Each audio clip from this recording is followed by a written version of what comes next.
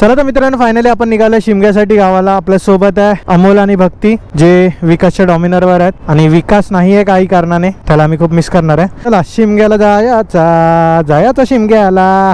तर शिमग्याला पालखी शोधत होतो आम्ही, कुठे पालखी असते, कारण की मला ह्या वर्षी पालखी कव्हर करायची होती. तर भक्तीने सांगितलं तिच्या मामाच्या गावी पालखी असते, जे की आहे रानसई गाव, पालीच्या जवळपासच येतं, कर्जत पालीच्या. 8:37 झालेत आणि आपल्याला 2-2.5 तास दाखवत आहेत, पण आपण मध्ये नाश्त्यासाठी ब्रेक घेणार आहे आणि पोचायचा टाइम दाखवत आहे 11चा. बघूया आता कितीला पोचतो आपण रानसईला. चला गणपती बाप्पा मोरया. भाई आज संडेचा दिवस आहे, म्हणून अजिबात ट्रॅफिक भेटत नाही आम्हाला. ला ला ला ला ला ला ला. वाशीची खाडी मित्रांनो.